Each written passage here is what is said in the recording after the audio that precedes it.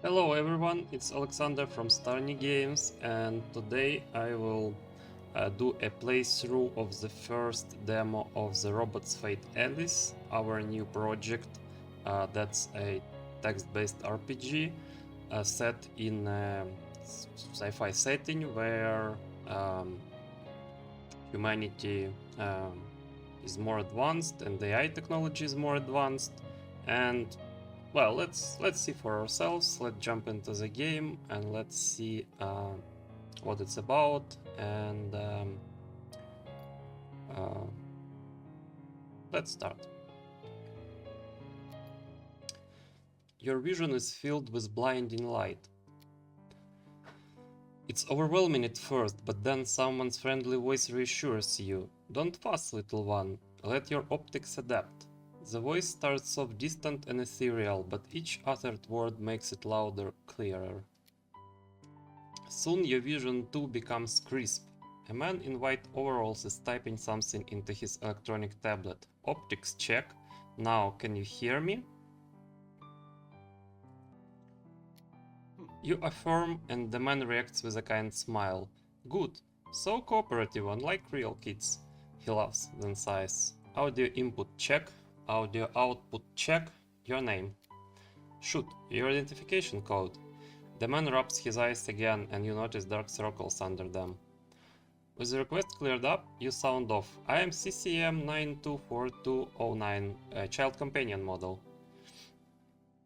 Here you can see that we can click for more information, and we could learn more about child companion models. And so sometimes you might run into some interesting details in the text that are expanded more in a database tab on the left.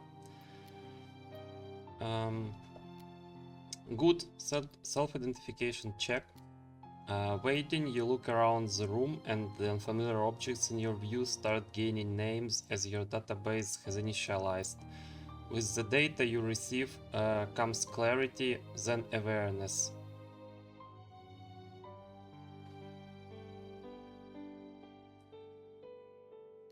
You're a machine.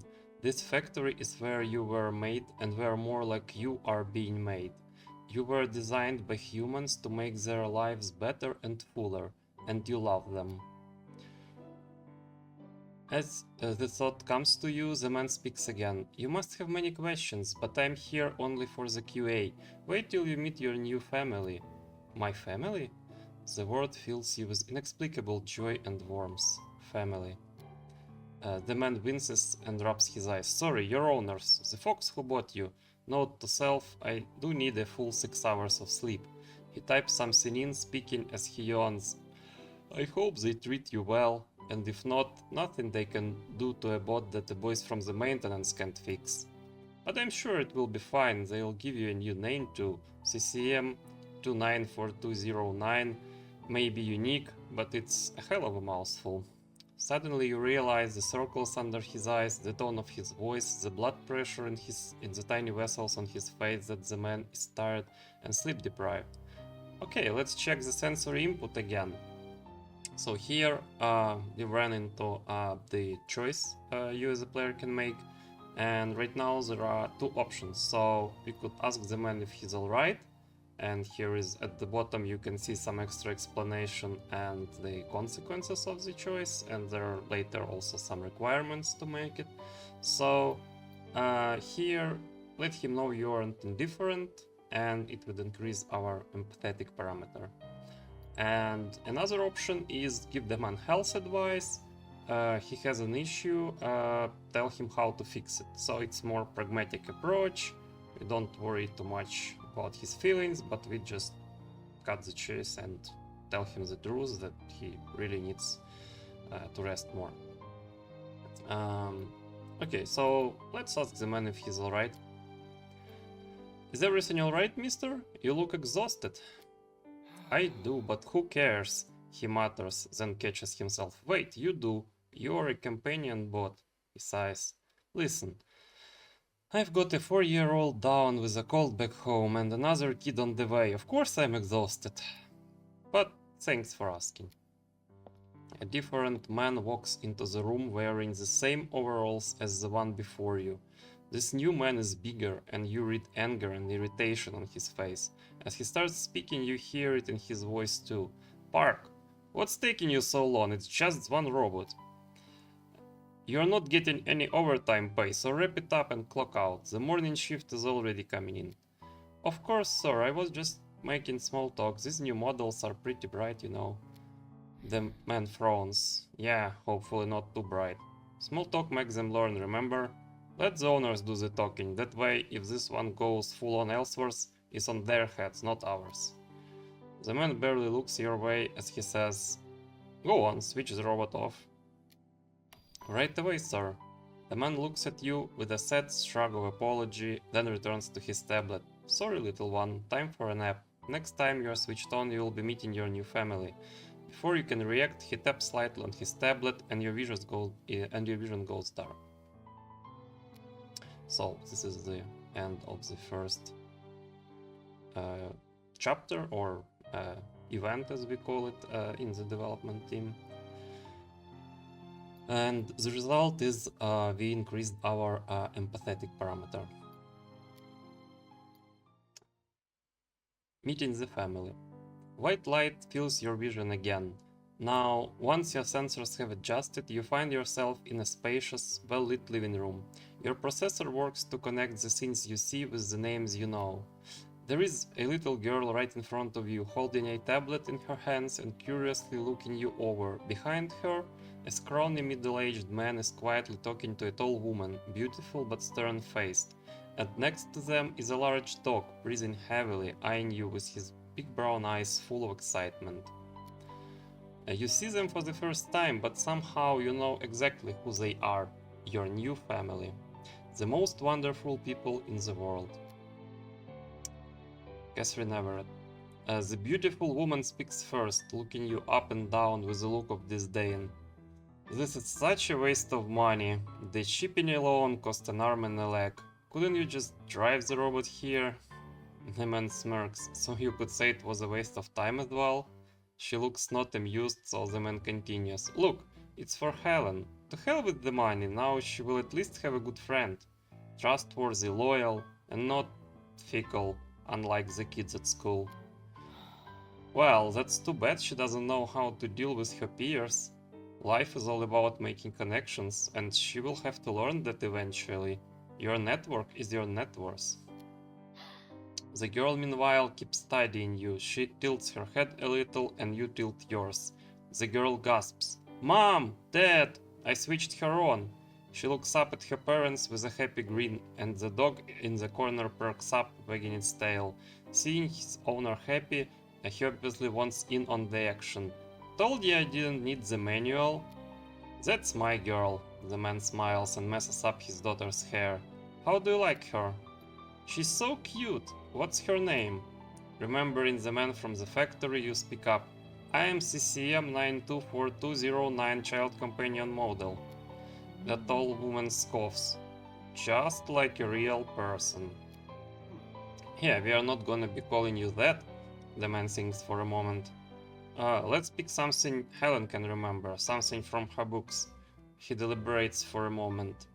Alice, do you want to be your friend to be called that? The girl nods her head with enthusiasm and stares at you with wonder, as if the new name had suddenly changed you into something else. Alice, you and I will be best friends. Do you know any tricks? Do a trick. Tricks? You take a fraction of a second to process the request. A quick query suggests that such orders are usually given to small domestic animals, which you are not. So, once again, we have to make a choice, and one is to impress Helen. Think of something you could impress the girl with, or insist you are not a pet. You are not a pet, inform the Helen accordingly. Well, you know, I may be an honest robot, so, you know, we could just as well clarify where we stand from the start. So let's choose insist you are not a pet. Young miss, child companions don't do tricks. I am not a pet. The girl doesn't look pleased, but the man bursts out laughing. Your new companion is a feisty one. Helen, Alice is right. She is not a dog or hamster. She is a friend. You should teach her some games you can play together, baby girl.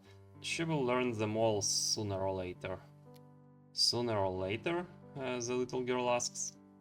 This model, Alice, is not a fast learner. No one wants another Ellsworth after all. But she's loyal, fond of you, and will always lend you a hand. Everything you want from a friend. Is that so? The woman rolls her eyes. You get a sense that she does it very often. How ironic, considering who owns Robot X. Well, Robot X is a firm that produces those robots. You could read more details if you play the free demo that's available on Steam right now. So make sure you check out those articles if you decide to give it a try and play the demo. The adult starts arguing about something again, while the girl marvels at you, grinning every time your eyes meet hers. This is the best family you could ever ask for. So we can see the change of parameters that happened during this event. And let's continue. Swimming lesson. It's a beautiful sunny day outside, and the solar panels covering the estate rooftops are feasting on the sunlight. By now, you've been active for a few days, taking care of little Helen and helping your owners, Mr. Robert and Mrs. Catherine Everett. Mr. Robert's instructions take the highest priority, and you can see why. He is by far the smartest person you've ever seen. By now, he trusts you enough to let you and Helen play unsupervised. There is nothing to worry about. Why would there be? You can't even fathom hurting Helen or her parents in any way. As you stand by the backyard pool, Helen is in the water, walking around in the shallow area and casting cautious glances towards the deep end. Then she moves towards it and your mind flares up with alarm. You have a distinct high-definition memory of Helen's father instructing you to keep watch over Helen. Miss Helen, don't go there. The deep end isn't safe. Helen stops, startled, then crosses her arms and pouts.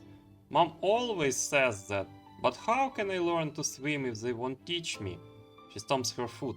I'll never become a pirate if I can't swim. A pirate, Miss Helen? A quick query pulls up several reference pictures. Large flamboyant men with unkempt beards, eye patches and wooden legs. Most importantly, you realize the pirates are a thing of the past. You inform the Helen accordingly. Pa, you're just a doll with no imagination. The little girl blows you a raspberry while slowly walking towards the deep end again. I'll be a pirate, like Captain Redtail.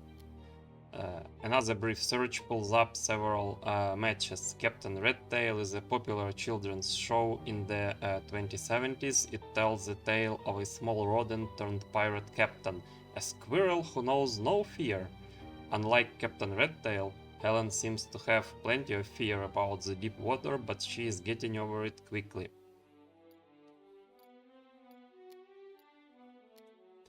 All I need is a ship, she asserts. Then I do what I want, go to bed when I want, sail where I want. But I can't sail if I can't swim, she says, tiptoeing across the descending pool bottom. Just please don't tell Mom and Dad, okay? It's not clear what her fear is caused by, the depths of the water or the risk of being caught. Then suddenly her foot slips. All of a sudden, little Helen is underwater. As her face surfaces again, you hear her croak while coughing up some water. Help! You freeze up, momentarily overwhelmed. Your first idea is to call her parents, but she did ask you not to tell them. She will get in trouble for going to the deep end. You could also help Helen by yourself, but you may not figure out how to do it quickly enough, and time is running out. And simply jumping after her, you know water isn't safe for you. But little Helen's life takes far greater priority over yours. So we don't have much time to think, but we basically have three options. Jump in and rescue Helen, help Helen by taking a personal risk, help Helen using a pull net, help Helen while keeping it discreet from her parents, and call for parents. Save Helen by getting both of you into a lot of trouble. So you can see the change of parameters at the bottom, and you can see that for both choices we need either 3 emphatic or 3 pragmatic, and we only have one of each, so we are lacking 2 points of parameter, but there is also a neural capacity we have, which is currently at 5. So we could compensate the lack of a certain parameter by using our neural capacity, but once it runs out, we can no longer do that. So we would need to replenish it. And for example, this choice gives us back some neural capacity because it's more kind of easier choice to make, basically.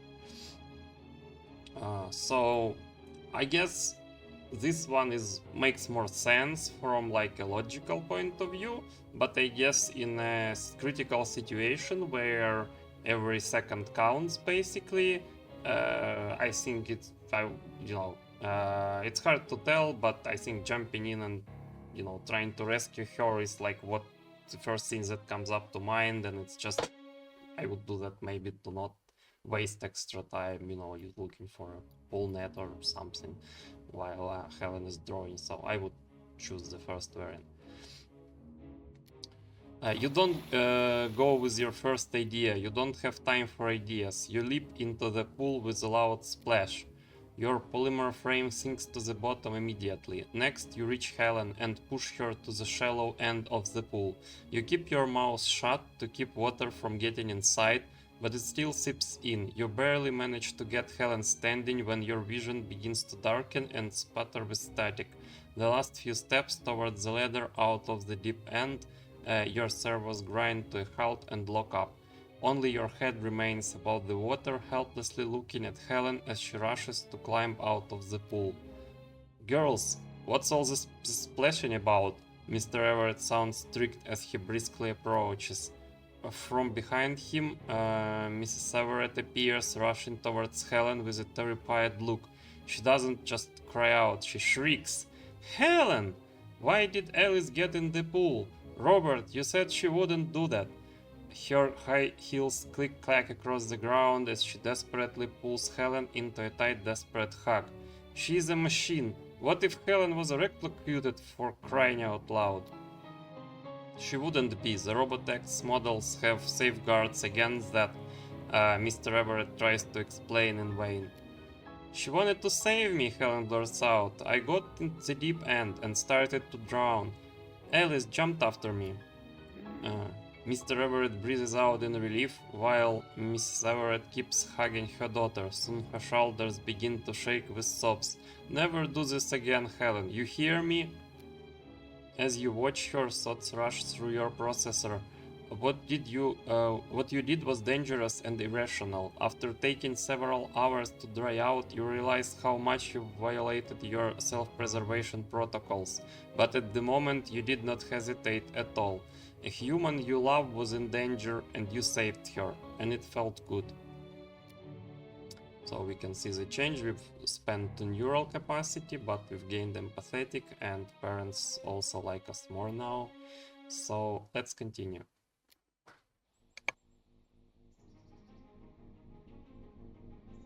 Easily fixed. In the backyard of the Everett estate, you watch Helen as she plays with a small white drone, controlling it through a tablet. Similar to the one you have assigned to you, Cooper lies nearby, looking bored as he calmly watches Helen, and you can easily understand him. Your friend is utterly consumed by her game. The toy hovers over the treetops, fluid and responsive. Whenever it pulls off a particularly impressive move, Helen reacts with outright glee. Meanwhile, you are baffled. What is she hoping to achieve? Humans seem to derive pleasure from the most counterintuitive things. You're about to voice your doubts when you hear the drone rotors grind against a tree branch. It gets stuck and soon it's tangled up for good. Unable to free it, Helen angrily stomps her foot. Just when I was getting the hang of it. Cooper barks, sharing her frustration, and she pats the golden pooch on his head. Alice, uh, could you please get it down? I would do it myself, but Mom hates it when I climb trees. Can you help?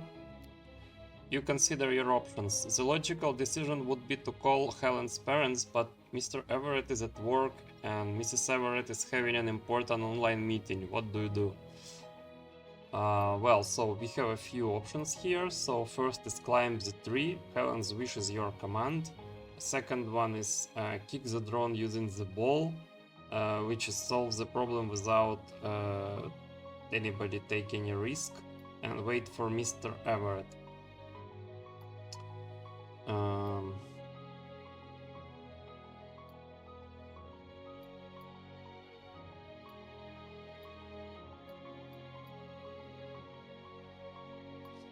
Okay, so let's try to kick the drone down using a ball. Makes more sense to me. Climbing a tree could be risky, like if Alice falls down, she could get damaged, and there would be questions from the parents, how did that happen? So I guess let's try to kick the drone down using a ball. Your optical scan concludes there are 16 feet between the drone and the hard ground. The toy wouldn't survive the fall, however, if you caught it mid-fall. To Helen's surprise, you go get a volleyball and pick a good position for your throw. You point Helen to the spot. Throw the ball at the drone and on the count of 3. I'll stand below it and catch it. 1, 2, 3. 4 attempts go without any success. Either the ball misses the target or it doesn't shake the branches strong enough to push off the drone. Then on the 5th try, Helen manages to hit bullseye. The ball hits the drone and propels it off the tree. You dive after and catch it, but the forward momentum carries you right into the shrub and at the backyard's edge. Alice, Helen runs up to you and helps you out of the shrub. Are you okay? You nod with a smile and offer Helen the intact drone, but realize your left hand is not responding. One of the thick branches damaged your arm. Helen gasps, "Oh God, you're hurt!" Seeing someone so concerned for your well-being feels good, but you quickly reassure your friend. Your internal scan shows the damage to be mild. Don't worry, Mr. Everett can easily fix this. The girl smiles. Of course he can, but you better not tell Mom about it. It's not hard to imagine how Mrs. Everett would react. Frankly, you would risk sustaining more damage. The rest of the day is spent hiding from Helen's mom, playing board games and occasionally venturing to find something tasty to eat. In the evening, you visit Mr. Everett's workshop. Inside, it's in the unusual scene. He's examining something complex, humming a 2050 tune. His workshop is full of contrasts. The things he works with range from state-of-the-art holographic interfaces to simple, but well-made power tools. Some of them are antiques by the 2070 standards, but Mr. Everett has a use for everything. Noticing you, Mr. Everett smiles. Alice, come on in. Did you want something? Sorry for distracting you, Mr. Everett, but I need help. You show him the damage done to you. He frowns, adjusts his glasses, and breaks out his tools. Ah yes, Helen told me. Be careful next time. You might be a robot, but your frame is made of ultralight polymer. It's not built to take damage or deal damage. Can't have a child companion hurting the child by accident, right? The next couple of hours are spent fixing the damage done to you. As he works, Mr. Everett goes through every detail of what he's doing and why. Occasionally, you ask questions of your own to get a better understanding, and soon only a small trace of your synthetic skin reminds you of the damage you once sustained. You spend some time in the workshop watching Mr. Everett work. He asks you to pass him this tool or the other and explains each one's purpose. When his work is finished, Mr. Everett jokes that you too could one day become a fine robotician. So here we can see the change in parameters, and we are close to, we have only one neural capacity unit left. Lewis the mechanical mailman. It's early morning at the Everett house. Helen is still asleep and your own recharging was completed an hour ago. Now you attend in the kitchen while the auto cook is putting graceful finishing touches on the owner's breakfast. You notice Mr. Everett sniffs the air. His coffee is done, brewed to perfection as always.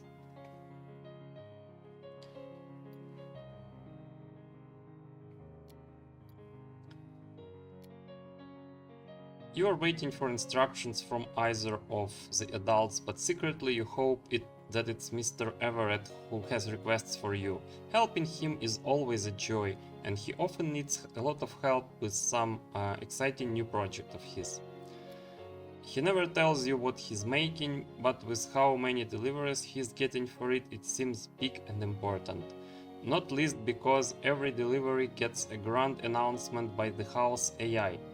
The courier is arriving in 2 minutes, it says, as Mrs. Everett looks up. The courier? So they sent the cheery-eyed dimwit again? Mrs. Everett scoffs. What is this, the good old 2050s? Shouldn't they be delivering everything by drones at this point? Drones that get stuck in trees? Mr. Everett smirks, or gets shot down by some kids with a BB gun, or simply malfunction mid-flight. He sips at his coffee and loudly exhales. The parts I order are too expensive to risk that. A robot mailman is more reliable and more respectable. Respectability? Exactly what I think when I see the Robot X CTO tinkering in his basement.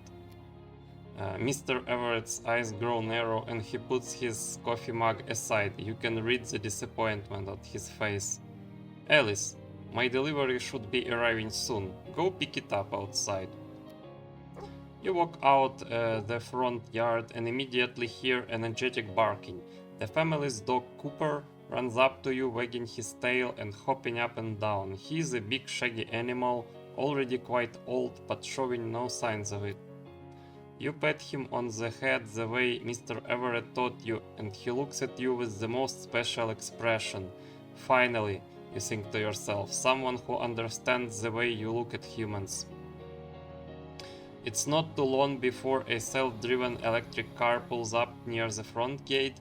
The driver's seat is empty, but in the passenger seat you see a tall robot dressed in the neat blue uniform.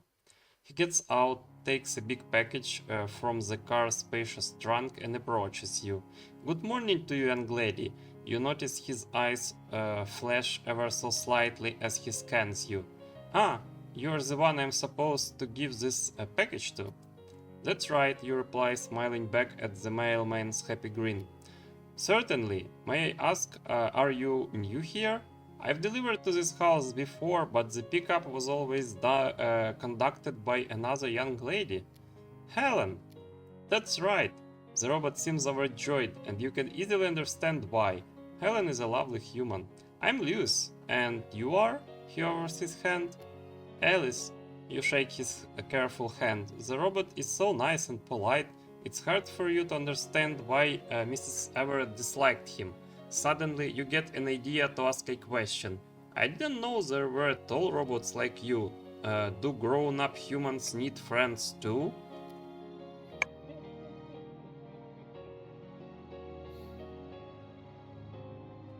Lewis laughs. It's kind-hearted, if a little exaggerated. Some sure do, but I am not that kind of a robot. I deliver mail. Besides, Mr. Everett and Mrs. Everett hardly need any friends. They're such a splendid family. So we get 3 options. Correct Lewis' opinion. Everett's are nice, but their life at home could use improvement. Break the truth to Lewis, tell Lewis Mr. Everett called him a dimwit, or agree with Lewis. The Everetts are wonderful and have no problems. Okay, so...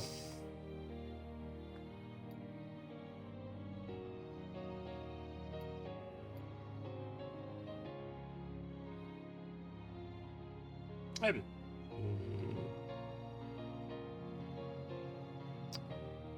it could be a good place to kind of take the easier choice and restore some of our neural capacity.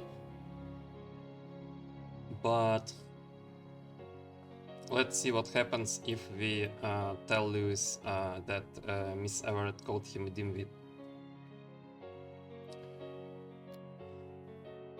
Mr. Everett is wonderful, but Mrs. Everett is very angry. She called you a dimwit. There is a surprised look on Louis' polymer face. Huh, I wonder where she got this impression. I didn't believe my supervisor would agree with that.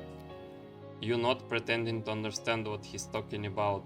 But Mrs. Everett is such an illustrious woman. She is a member of the Senate, so she knows what she's talking about. Perhaps my performance has been poor. After all, I like small talk far too much. He laughs, but you have a hard time tuning in. I should go now. Give this to Mr. Everett and tell him our company thanks him for his business. Louis gives you the large package, only letting go once he's sure you're holding on to it. The package isn't too heavy, but big enough that you can barely see behind it. Still, getting it to Mr. Everett should be doable. Goodbye, Alice. Goodbye, Mr. Lewis. Please, you hear jolly laughter. Just Lewis. Lewis, the mechanical mailman.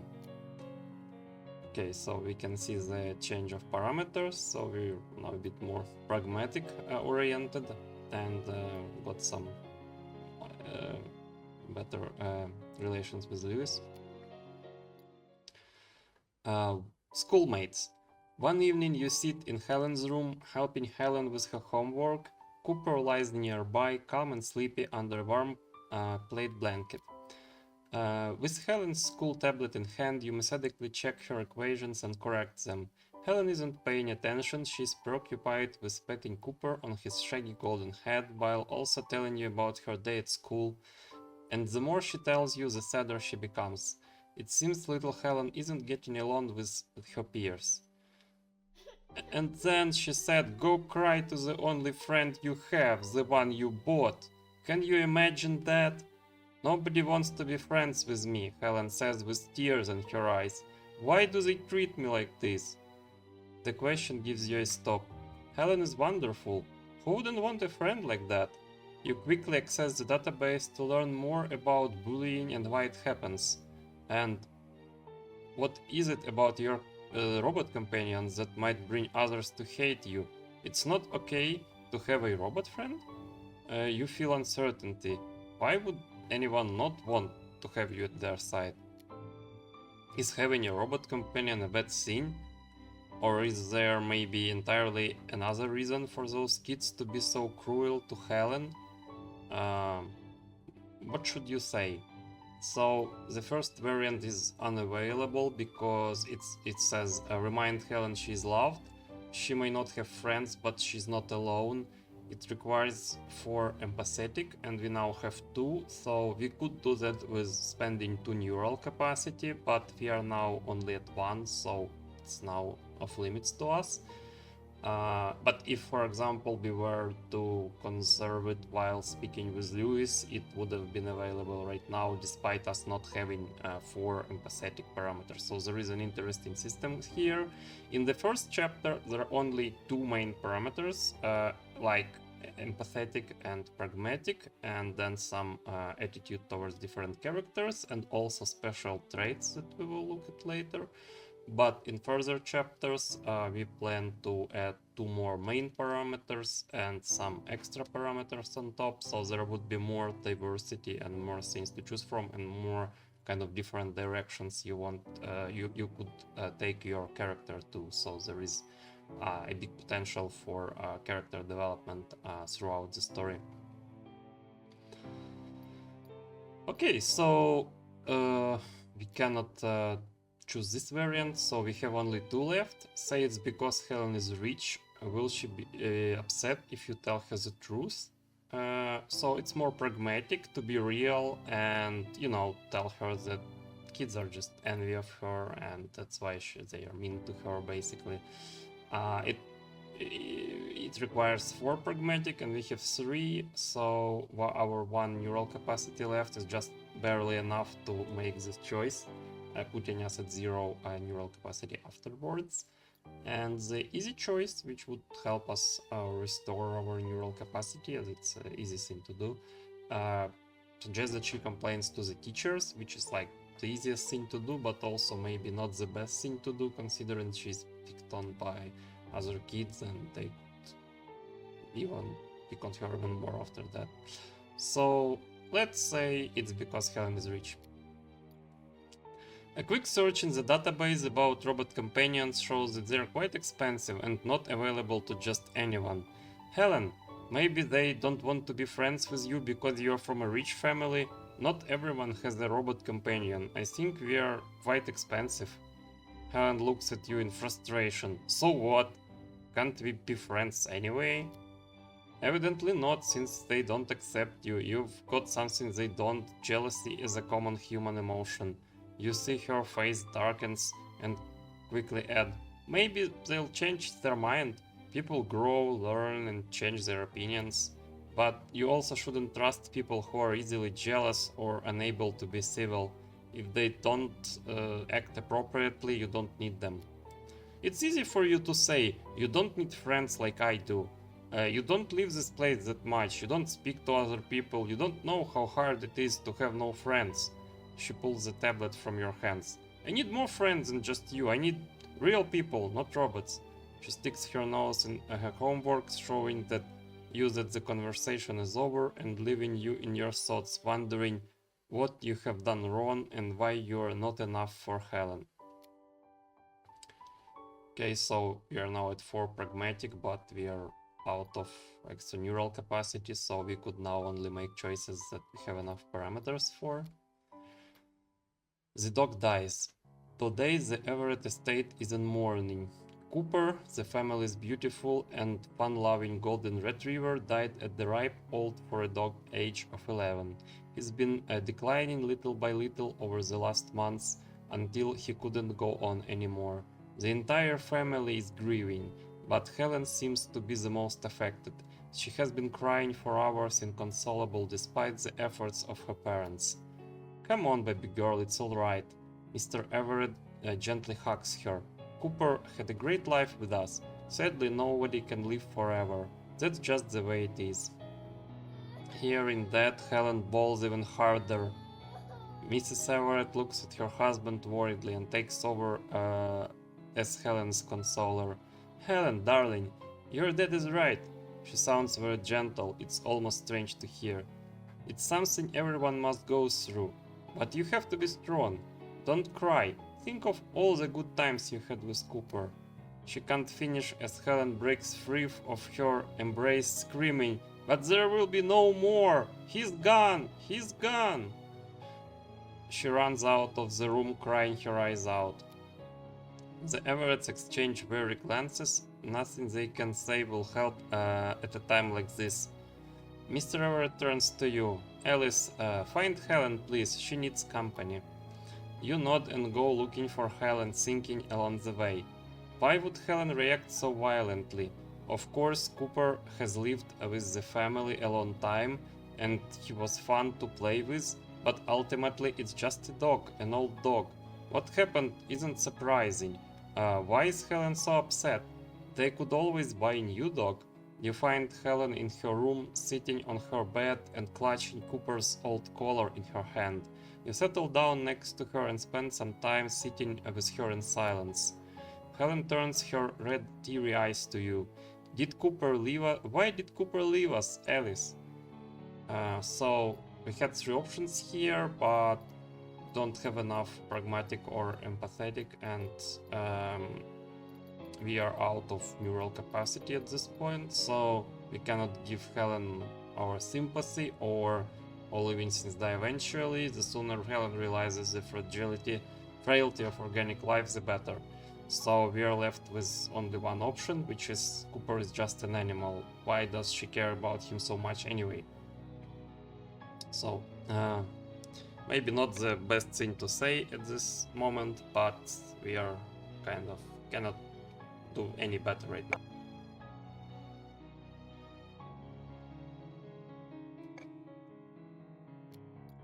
Cooper was an old dog, and dogs live less than humans. Maybe you should ask your parents to buy a new one. Helen grimaces in anger. Buy a new one? Cooper was a part of the family. A lot longer than you. Helen pushes you off the bed and jumps off as well. Her advance make you back away towards the door. You're just like any other toy. Just as dumb. If I need to buy something new, maybe it should be you. With every shout she gives you a rough shove in the chest until she pushes you out of the door. Instead of calming Helen down, you made it worse. You don't see her for the rest of the day except for late evening when she comes down to dine with her family. Mr. Everett visits Helen before sleep. You can't make out their muffled talk, but Helen looks a little better afterward. Before shutting down for the night, you catch her looking at you. I think I know. You can't understand what I feel because they don't make robots very smart. Remember that talking about it back when we bought you? You not remembering something of that sort. Something about Ellsworth? I'll ask that to make you smarter. I need a friend, not just a toy. So we lost some attitude with Helen, but we've increased our neural capacity as we couldn't make any decisive action, let's say. A clever cookie. Your vision is dark, but your sensors detect excessive external damage. Your neural processor is exposed. So every robot comes with a neural processor, a small chip that implements all necessary control and arithmetic logic required to make the neural network function as needed. If the processor is the robot's brain, the robot's intelligence is the processor clock frequency. A neural processor's clock frequency determines the robot's efficiency in learning and processing information. Since the Ellsworth incident, all robots are required by law to have their frequencies set within certain intentionally low limits to minimize the risk of emerging sentience. While the link between high frequency and emerging sentience hasn't been conclusively proven, the government prefers to err on the side of caution. This decision often causes discomfort for private buyers since low-frequency robots learn their owners' habits much slower.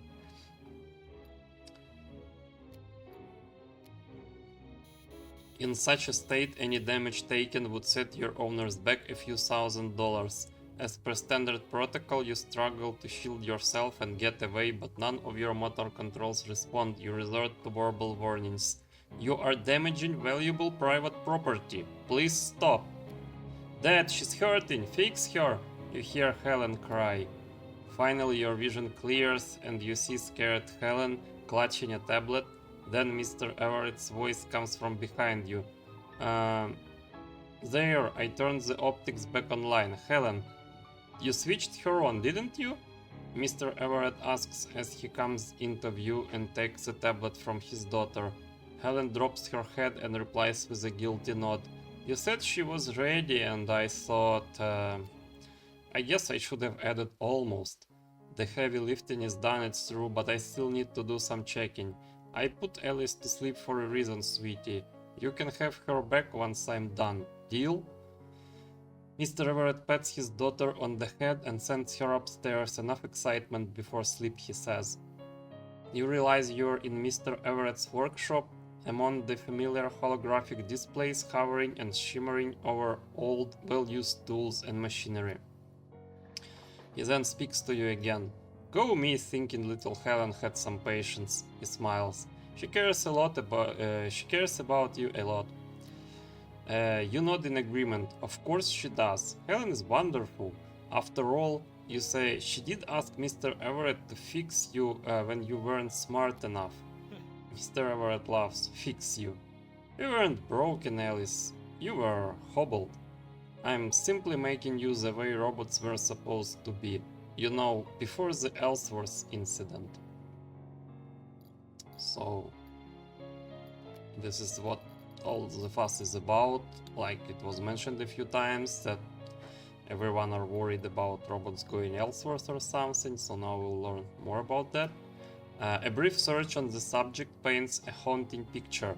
Even now, 20 years later, the events at the Ellsworth Air Force Base seem to terrify humans. An advanced military AI questioning a direct order during a press conference, it's synthesized, "Why should I do this?"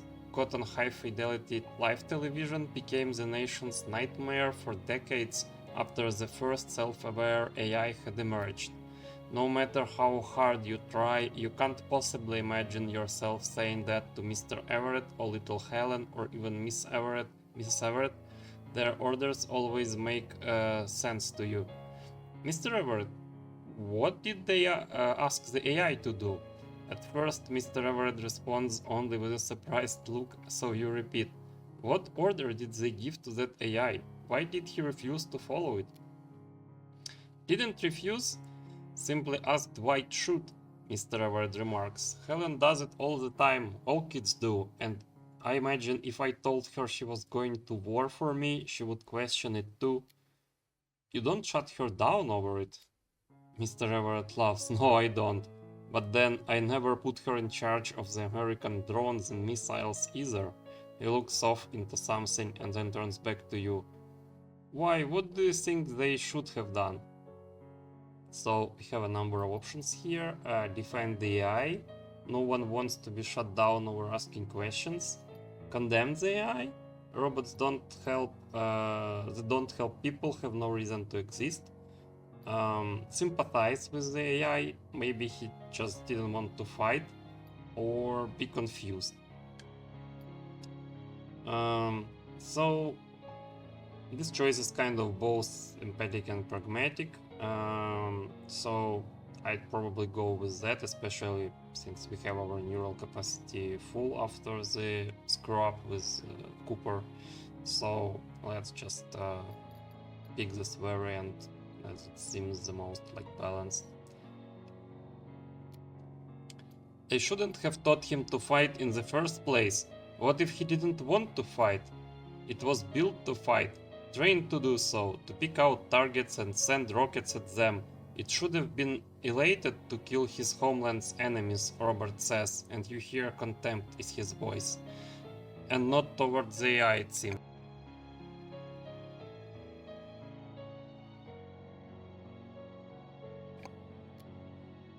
Guess we'll never know, because the first sign of trouble, his pantomimes pushing a button, we hit that off switch. He falls silent for a moment, deep in thought. But that's a good response. You're a good robot, Alice. And you're a good friend to my little girl. That alone vindicates the whole thing for me. You ponder his words while he switches over to your control tablet. Mr. Everett, how much longer until you've done? He smiles. I was done a few minutes ago. You can finally look around and realize the whole room starts feeling different ever so subtly. The tools, the parts lying around, the lamp shining at you, the heavy metal door. Suddenly everything you see is fascinating. You realize that there are so many questions you could have asked but didn't. How could you settle for less? I must tell you, Alice, Mrs. Everett doesn't like thinking robots very much, so this will be our little secret, alright? You nod, and Mr. Everett takes the tablet. Now, I'll put you to sleep and run some diagnostics. You can't even protest, too enamored with the lights dancing on the little screens, taking in the new sensations pouring into your neural network. That last phrase you hear is a warm and reassuring. I promise you will wake up. So a lot has happened, as you can see. So we've got +1 to empathetic and pragmatic, and Robert's Everett attitude is increased. We lost to neural capacity, but we've also increased neural capacity by 5. So now it's up at 10, and we've also got +5 because of that. So due to what Roberts has done in some tinkering to increase, to lift the limitations of our neural processor. Now we have higher clock frequency, and so now Alice is supposed to be smarter and learn faster, but the chances of her becoming self-aware are also higher. And well, let's not get ahead of ourselves. Let's continue and see what happens next. The vibes. Alice, how are you feeling now that fixed your head? It has only been a few days since the operation. Helen's parents insist that you and Helen play outside as much as you can. During the last few sunny days of autumn, you have to admit that you haven't been feeling different at all. At first, everything seemed new and exciting. Every familiar object required a closer inspection and turned out to be more complex than you thought, but ultimately it wore off, or you got used to it. I don't feel very different at all, but Mr. Everett knows what he's doing. If he says I should be smarter now, I should be. Helen smiles giddily. You should be. Then her smile fades as she looks away. What's wrong? It's school, Helen says, then sighs. It's Kevin. You haven't heard that name before, and even if you did, Helen's inflection suggests that something about this Kevin is different. What about him? It's the new kid. He's so annoying, she mutters with a voice full of frustration, clenching her fists. He hid my backpack yesterday. I had to look for it everywhere. He told me he would give it back if I could catch him, and I couldn't. And he keeps pulling on my hair or nudging me with his elbow and running away, and then she takes a moment to catch her breath. Her face starts getting red with anger. And now other girls show how they don't like me after a month of being kinda chill just because he does those things. You can't help but worry. This Kevin fellow sounds like a scourge upon Helen. Maybe we could tell your parents? Or the teachers? You shouldn't suffer his bullying. Any kind of harassment should be punished. Well, no? Helen sighs, her eyes studying something intently on the ground below. I don't want him to be punished. What do you mean? It's wrong what he's doing. He must be stopped. It's just that he can be decent. He talked to me once and he was friendly, but the next day he started throwing paper balls at me. But then everything he does, it's not like he's cruel. He doesn't seem to do it to hurt me, it's just he fools around. Helen is almost out of breath after quickly telling you all of this.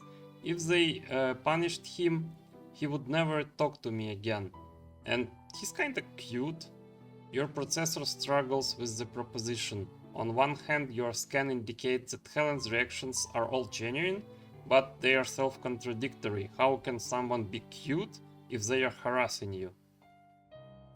So there are two options. Suggests that that she talk to Kevin and tell Helen to ignore him, but we have very low Helen attitude, so she wouldn't listen to us. So we probably need to work on that and increase the parameter basically. And so we have no option other than say that Helen is confused. What Helen is saying makes no sense, explain it to her. Either he is cute or he is annoying you, not both. You are confused, Helen. I'm not, she seizes. It's gosh. Shouldn't you understand humans better now? We can feel different things and I'm explaining it to you. I want you to help me come up with what I can say to him. I didn't need help telling me what I feel. I know very well what I feel right now. It's anger and it's not Kevin's fault. Are you going to be as helplessly dull as the other robot I had? You twitch and your thinking process instantly comes to a halt. The other robot?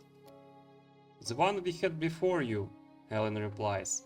Dad said she was an older model. She was nice, but not like you, and she wasn't even trying to think. Eventually we had to give her back for a wipe. A wipe? Your unease continues to grow. A wipe is a standard procedure carried out by all robot manufacturers according to the anti-singularity legislation. In case a robot has learned too much and developed a certain level of self-awareness, colloquially known as going elsewhere, the wipe overrides the robot's emergent personality with the default quirk-free one. Unfortunately, it also means the irreversible loss of a robot's accumulated progress and collected data. If you fear your robot has become self-aware, immediately contact the appropriate representative of your robot's manufacturing company to schedule a wipe. Yes, so she could be sold to another family. Maybe someone wants just a toy. I wanted a friend. You barely register Helen's words, the same thought spinning within your neural network, wiped and sold to another family. You cannot process the thought completely. Eventually you realize that you are too scared to process it. You never considered what could happen if you failed your obligations. Fail many times over and you will not be able to help your owners anymore. Helen seems to notice it and becomes gloomy as well. Luckily, she decides to take the initiative instead of leaving both of you wallowing in your thoughts. She pokes you slightly on the arm, then bolts to the trees, her feet crunching across the fallen leaves. Tag, you are it. There is no time to waste and you start running after Helen. She laughs each time you come close and soon you can't help but laugh in unison with her. Perhaps some play time will distract you, perhaps not. So we've got some neural capacity back, but it cannot go above 10. And we've triggered a special event, which is like a conditional event. So it happens only when certain criteria are met. And in this chapter, there are two events that you cannot get both. They depend on which of your parameters is higher. Right now we have higher pragmatic, so we triggered the liar event. Mom, I swear I didn't. Stop lying, I didn't raise you like that. You watch from behind the wall as Helen is being schooled in the middle of the living room. She stares at the ground while Mrs. Everett looms over her. You lied to me, Helen, and then you went behind my back. Mrs. Everett's tone drips with poison. Helen's shoulders began to shudder from held-back tears. At least your robot doesn't lie, or I never would have found out. Mrs. Everett throws her hands up. I rest my case. You know what will happen next time you touch that cookie jar. Go to your room. Helen breaks into loud sobbing and runs off upstairs. Her cries echo across the second floor until she slams the door to her room shut. Who could have predicted this? You definitely couldn't.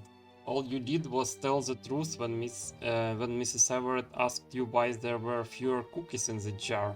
Eating too many sweets is bad for teeth. You even told Helen as much. If only she had listened. When you knock on her room's door, she only answers with a muffled, "Go away!" Then you hear her go back to sobbing. Helen, let me come in, please. I want to help. You helped enough, you snitch. She takes a deep breath between her sobs. Why did you tell Mom I took those cookies? If I take them again, she will shut you down for 2 weeks, she shrieks. You probably won't even notice, but me, I don't have any other friends, Alice. I'll be alone. The door's electronic lock remains red, and you hear her run off towards her bed, crying even harder than before. Pondering what your honesty has brought you, you stand before the door for a long time. It doesn't take Helen too long to forgive you. Sadly, it involves helping her in another raid for the cookies. While little Helen stands watch at the kitchen door, you balance yourself on a chair and try to reach the cookie jar on the top shelf. Suddenly you hear the clacking of high heels across the floor.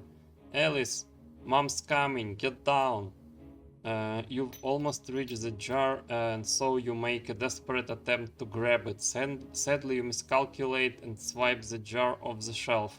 It bursts against the floor, scattering the cookies and glass shards everywhere.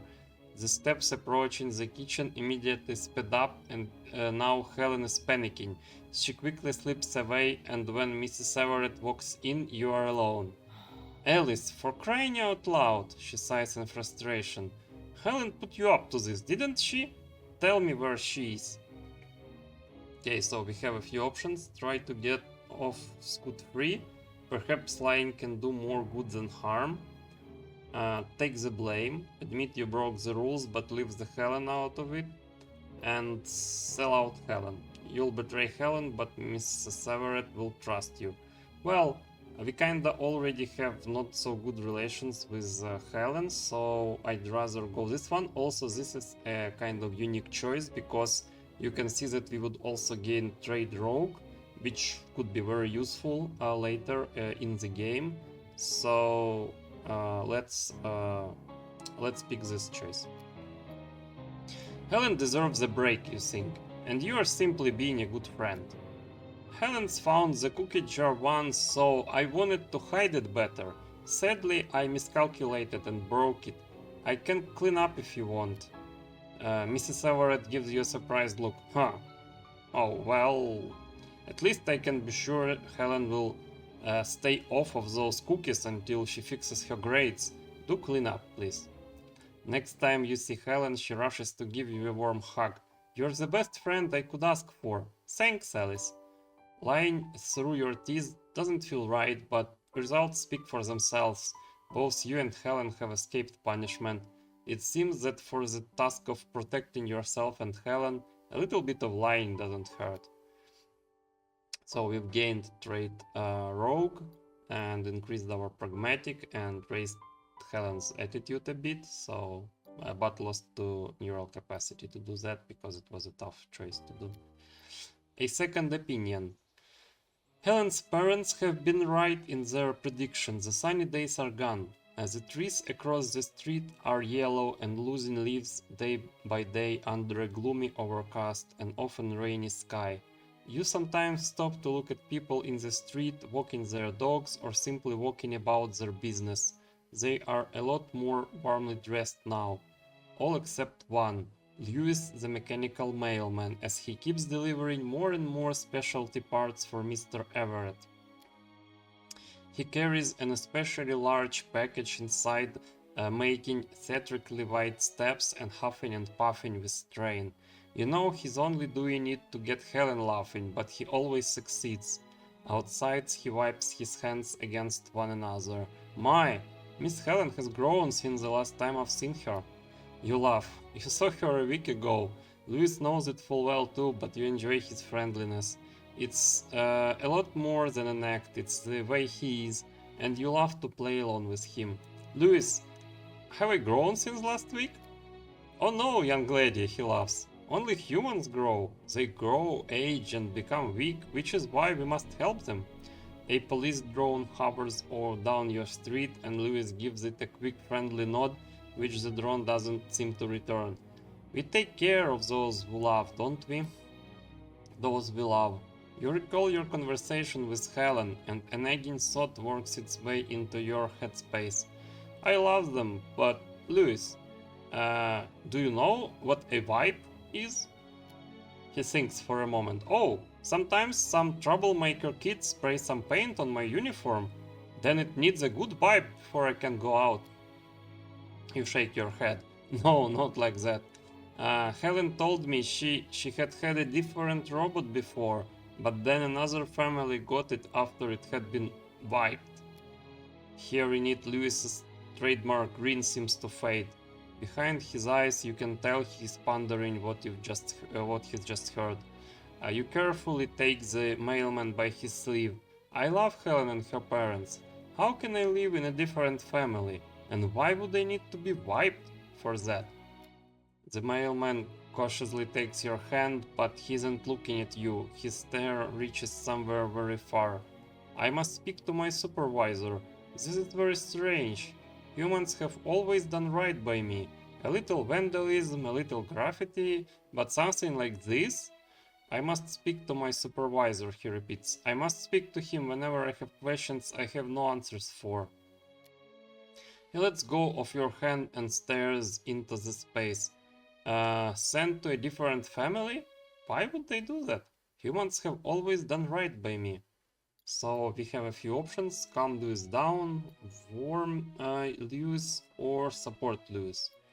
So, well, I guess let's warn him. Let's try to warn him.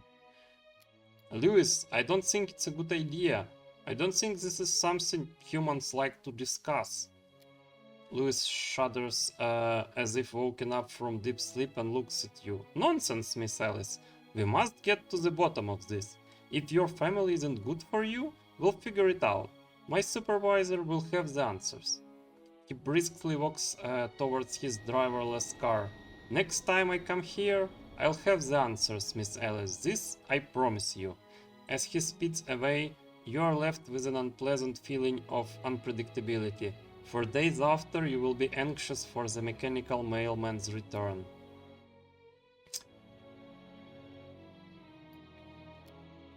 That thing. Another evening in the Everett's family. Helen's homework is done and uploaded to the school's database, and it's finally time to see the newest episode of Captain's Red Tail Adventures. As your friend sets up the TV, you take a trip to the kitchen to get her some cookies and milk. She likes cookies so much you're almost sad you can't ever share a meal with her. You get the treats and are about to go back when you hear the Everetts loudly talking in the living room. You peek into the room and see them standing all agitated in the middle of a heated conversation. She must learn to be responsible, and you're just enabling her. Listen, I don't want to push her. She's just 8, for crying out loud. She'll change 1,000 times as she grows up. Rob, I'm a senator, and you're a CTO, and our daughter will be expected to achieve things. I don't want her to be a rich brat who cannot think for herself. If you show her a good example, she won't be. But let her be a child for now. Don't take that away. It's the time that passes so fast, and then you're just busy all the time. Let her enjoy this beautiful period of innocence when we can deal with all her problems. I wouldn't mind if she took her studies seriously, but she doesn't. We've already changed 3 tutors by now. When you were a kid, did you take your studies seriously?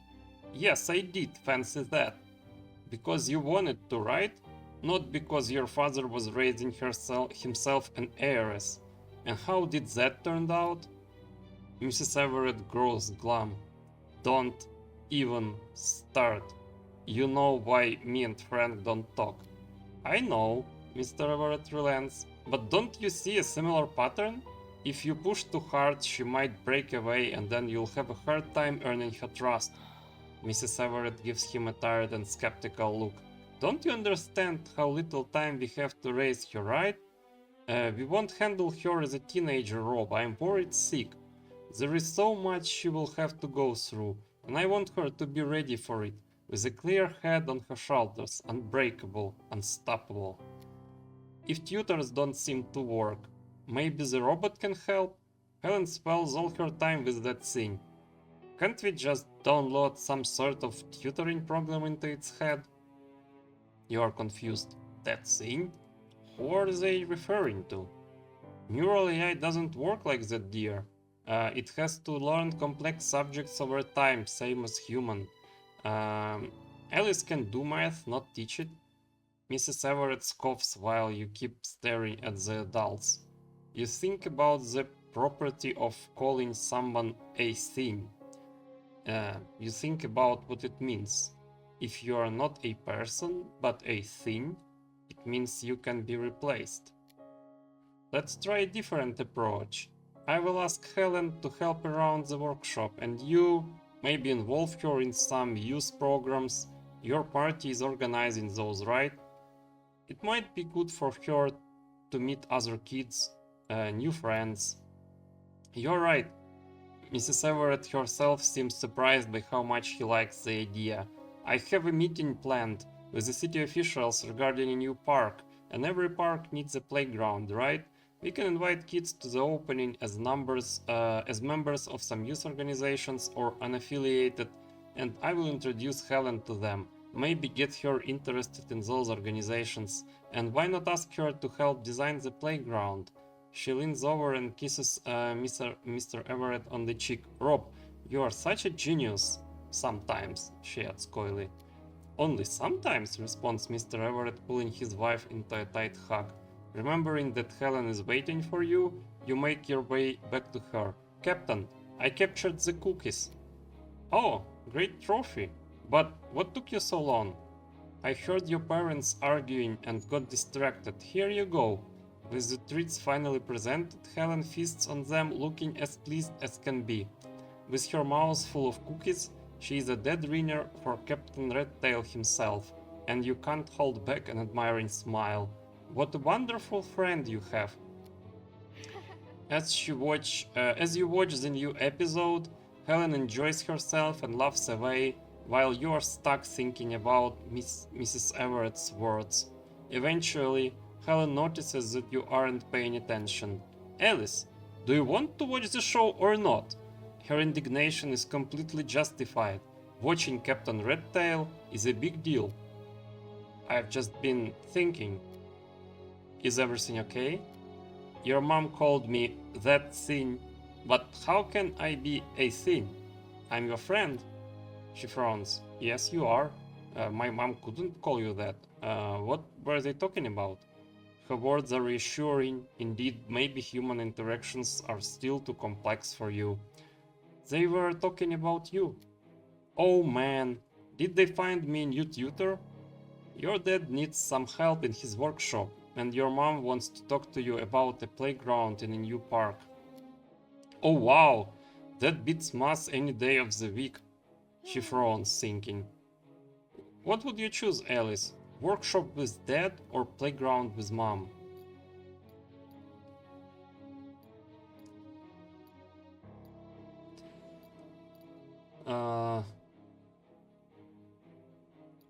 The question takes you by surprise. You've never faced such choices and you don't have any orders to follow, meaning you'll have to decide what you actually want. The playground, a new playground is an opportunity to meet friends. The workshop, doing science with Mr. Everett, what could be better? Since we are leaning more towards pragmatic, I'd probably choose the workshop, but there is also, didn't we want to be pirates? Sailing the seven seas full of mystery and adventure. This is probably what Helen would like to hear, and I really want to get some extra attitude with Helen, since we are not in a very good relations, so it's probably safer to keep her on our side, just in case. Didn't we want to be pirates, like Captain Redtail? You hop on your feet and pantomime dueling someone with a cutlass. Your friend laughs, but her smile soon fades. Yeah, but mom would never let me do that. Seeing Helen sad breaks your heart. To lighten the mood, you suggest going back to the TV show. It works. Helen forgets about everything, immersing herself in the story of the fluffy terror of the seven seas. Long after the episode is done, you and Helen sit and share your impressions of the main character's adventures. So now we have a special conditional event triggered, which only happens if you have 2 or more attitude with Helen, a perfect infiltrator. Alice, you hear Helen whisper loudly. It's late in the evening, right around the time the lighting around the house switches to a softer shade. Normally this is when you are shut down for the nightly recharging. Alice, come in. Helen, isn't it bedtime for you? She grins. Me and Dad are having a movie night, and I want you to join us. She puts her chubby little arms around you in a warm hug, as there is nothing you would want more than to join her in whatever she's planned. You find Mr. Everett slouching on the sofa, though he straightens up and the two of you walk into the living room. You two are... There you are, little scoundrels, Mr. Everett says and pats on the spot next to him. Come here, settle down for the movie. Helen cuddles up to Mr. Everett, who makes room for her under his arm like a large bird cradling his young. He looks tired, more tired than usual.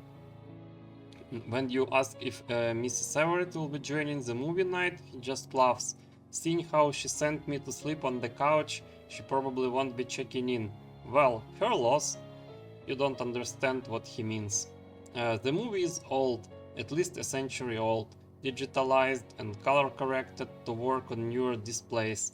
It's a story about a robot, a large and scary one, a time traveling robot sent into the past by a rogue AI.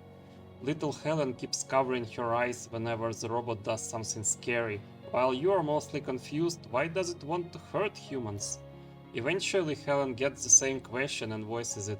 Dad, so why did this AI start the war in the future? Did it go elsewhere? Sure did, baby girl, Mr. Everett says with a pleased nod.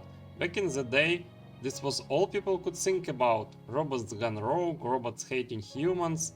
God, we were so naive. Perfect infiltrator. The damned thing is a 6'2" and built like a brick, he catches himself, oath house. And he's blinking and breathing. Alice doesn't blink. She always wins the staring game, Helen sleepily mumbles. Mr. Everett laughs and plants a soft kiss on the top of his daughter's head. A staring game with a robot? You get the best ideas sometimes, baby girl. Soon, Mr. Everett starts commenting on the movie again, and you cling to every word. Blinking, breathing. Now that you think about it, humans do so many things that robots don't. It makes you wonder, and then it makes you pay attention to the characters. You study them, both human and robot. You study them all the way until the movie is over and Helen is fast asleep. Mr. Everett carries her up to her room and you prepare your nightly recharging.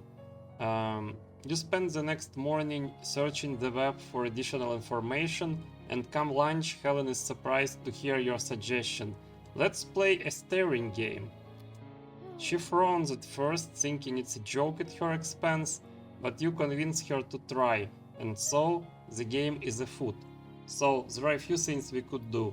Make it a close win for Helen, pretend that staring hurts your eyes like it would a human. Let Helen have an easy win. You could always just lose on purpose, or easily win the staring contest. Helen is right, you can't be beaten in a staring game. Well, I like the first variant because it's like a smart thing to do, try and better mimic humans, and also we would get a special trait called Mimic for that, so that could come in handy later in the story. And we would also get extra attitude with her, which is also important. So let's do just that, although it would cost us some neural capacity to do that, but I think it's worth it. Because it's a difficult thing to pull off, basically. It requires both empathetic and pragmatic parameters. You remember every time you and Helen played before. Usually Helen lasts for about a minute before her eyes begin to water and twitch, and you can't replicate the former part, but faking the latter is easy. When you see Helen begin to struggle, you start struggling as well. She looks surprised, but then reassured, resolves to see the competition through. And that's exactly what you wanted her to do. You blink. I won, Helen gasps, and then starts jumping with joy. I won the staring game. Oh wow, I won the staring game against a robot. I can beat anyone now. Watching Helen dance with joy, you can't help but smile, doubly so when she runs off to tell her parents. You aren't sure how they will react, but you can deal with that problem when and if it arises. Once she's gone, you are left with the realization, thanks to the movie night, you understand human behavior a little better, especially the differences between humans and robots, and you will keep those in mind because humans definitely will. So we've gained the mimic trait, also got some extra parameters, and now have better relations with Helen. Smokes. As you descend into Mr. Everett's workshop one day, your sensors detect a high amount of tar and carcinogens in the air. You walk in and see Mr. Everett putting aside a soldering iron and lit a cigarette in his teeth. On the table before him, you can see the rest of the pack covered with an image of a disfigured person and a label below warning that tobacco smoke harms people around. A smaller print in the corner adds improved smell. Mr. Everett, you know Mrs. Everett doesn't like you smoking. Alice, come on in. My wife never comes down here anyway. She thinks the Robotech CTO needs more respectable hobbies. From his tone, you can guess that he isn't interested in respectable hobbies. He shakes his head. I took care of the house smoke alarm but forgot about yours. Say, you can be reasoned with, can't you? Please don't tell Kat. She thinks the cigarettes will be the death of me. I say she will succeed before they do. He smirks at his own joke. You frown. Mr. Everett, your wife is correct. She is concerned about your health. Hey, I know that. Kat is wonderful. She can be rough, but she does have a heart. Trust me, she says with a sincere smile. They met at the Robotex conference where they were looking for young talent, a striking Harvard student and a broke, self-taught wannabe engineer. My project won me a scholarship at MIT, and she awarded it to me herself. A lifetime opportunity, really. After the ceremony, we got talking. He shakes his head with a wistful smile. I was awful. Wearing a three-piece suit worth a couple $100, a dreadful shade of brown. Damn, thing kept drawing stares, but not the kind you want, huh? You have no idea what kind of staring is usually wanted, but Kat just looked right past it. Told me she was also studying in Boston, moved us to a first-name basis. We talked the evening away. I even took her dancing, the only thing that kept me from leaving right after I got my award. Suddenly, you hear Mrs. Everett's voice. Rob, are you down there? The autocook isn't working. You promised to take a look at it. Jumping in place, Mr. Everett turns on the ventilation, but the place has been soaked in cigarette smoke. Oh hell, I slipped my mind completely. Alice, keep my wife upstairs. I'll clean up here and be right after you. Upstairs in the hallway, you come face to face with Mrs. Everett. You need to do something and quickly. So we have a few options. Redirect your attention to yourself. Perhaps the only way to save Robert is to draw Catherine's ire. Make up an excuse. Stress can harm Robert's health too. Or tell her about the cigarettes. Catherine is right. Mr. Everett is poisoning himself.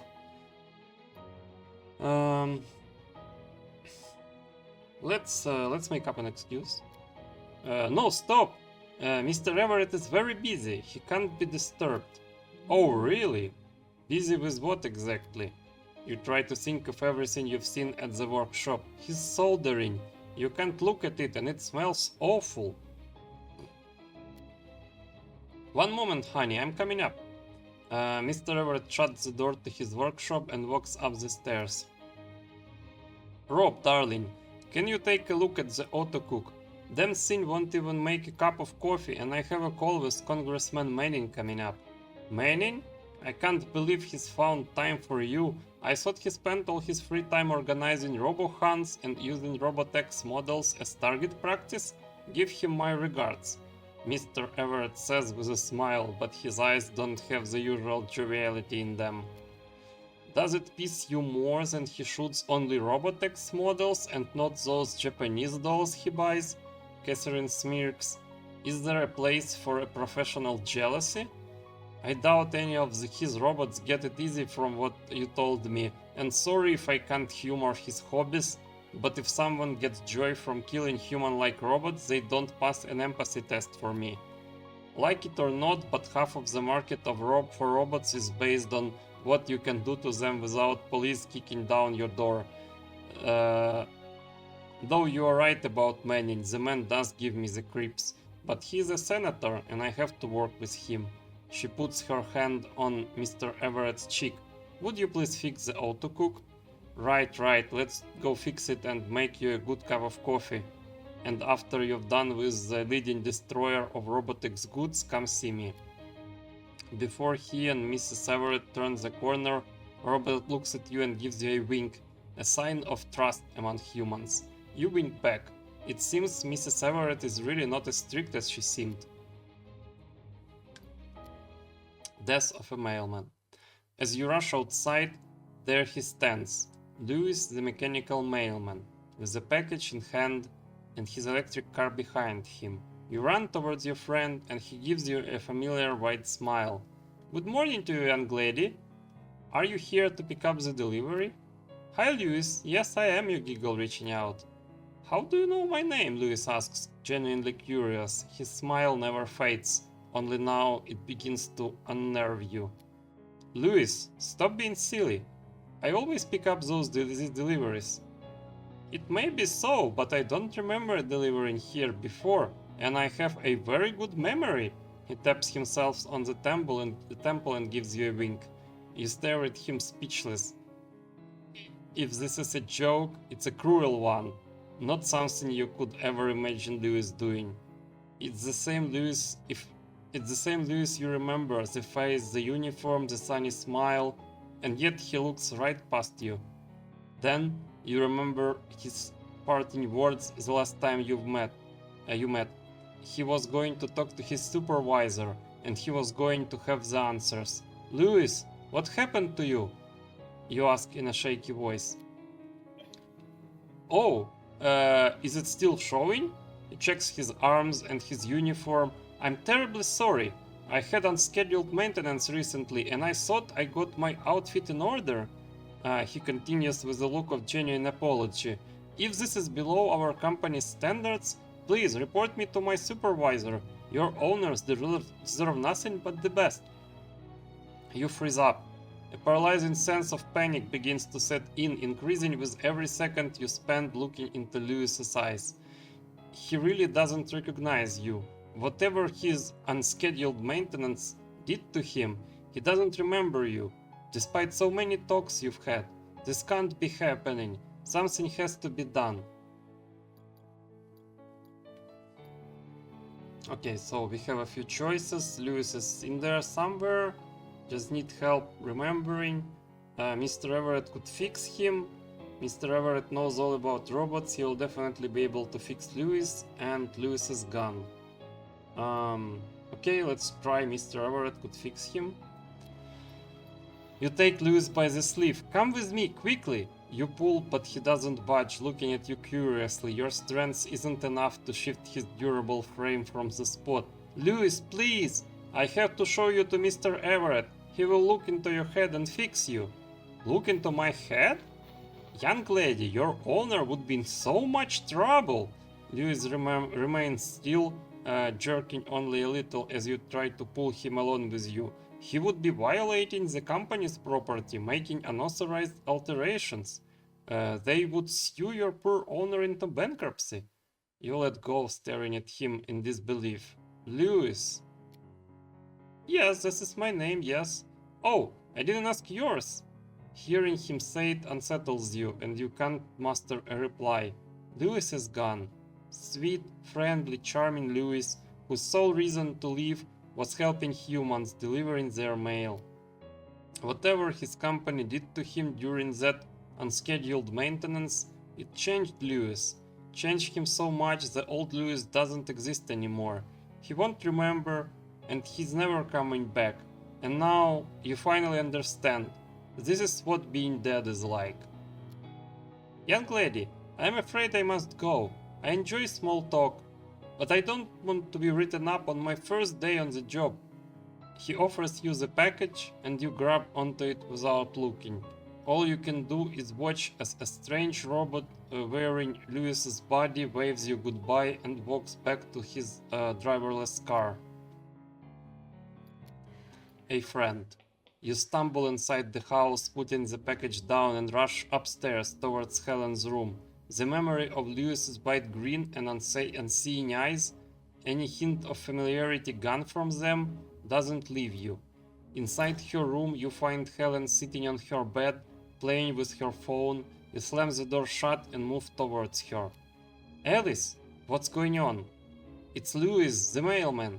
He is not him. He said he would speak to his boss and now he is not himself. You do not know how to express the wrongness of what you've come across. My friend Louis is gone. He's just stood there smiling at me, but he didn't know me at all. Why did they do this to him? Ellen stares at you dumbfounded. He must have been wiped. It's what they do when a robot stops working as intended. He was probably broken. Broken? He used to talk every time he brought something for Mr. Everett.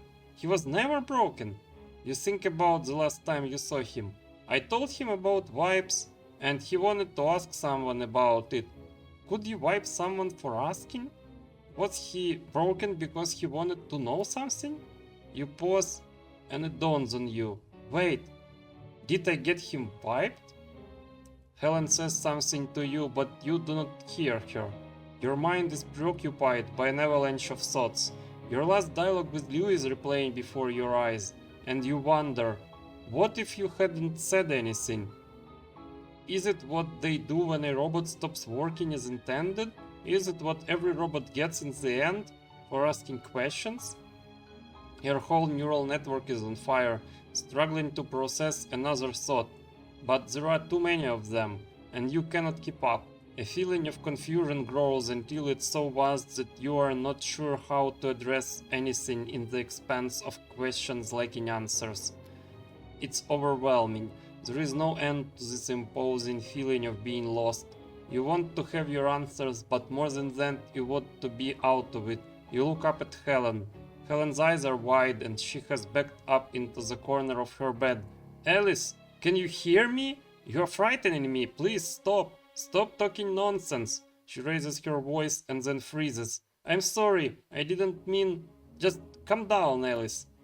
Looking at Helen, your sensors pick up clear signs of distress. She's terrified of you? But why? You haven't done anything. What are you talking about? I'm not sure what... I don't understand.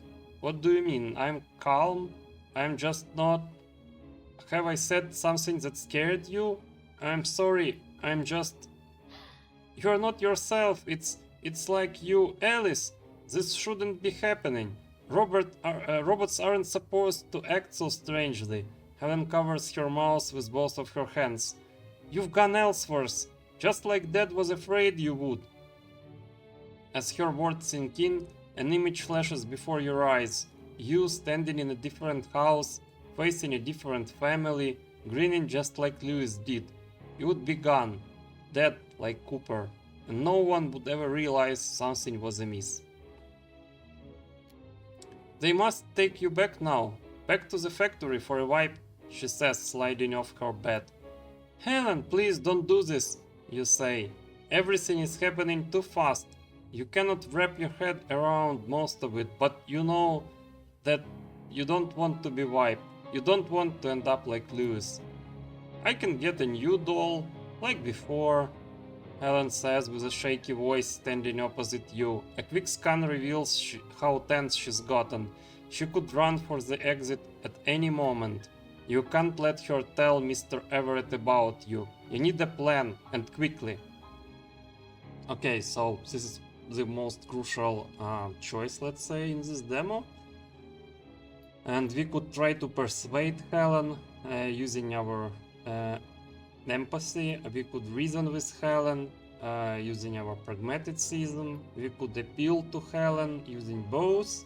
We could hug Helen if we have good attitude with her, and we could accept death if there is no way for us to convince Helen not to tell her parents about this.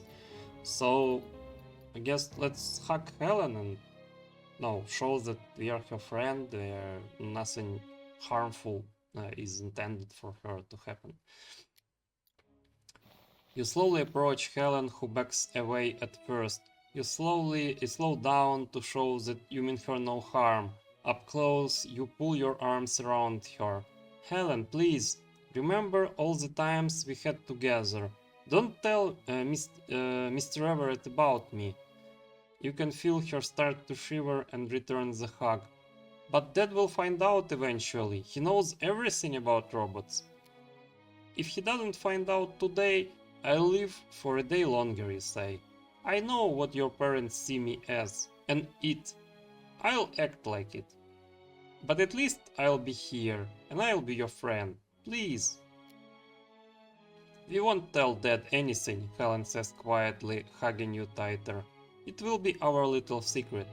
She sniffles loudly. You let her go and see tears rolling down her red face. She smiles nonetheless. You're not an it, Alice. You're my friend, and I won't let anyone take you. So, this is the end of the our first demo, which includes first chapter.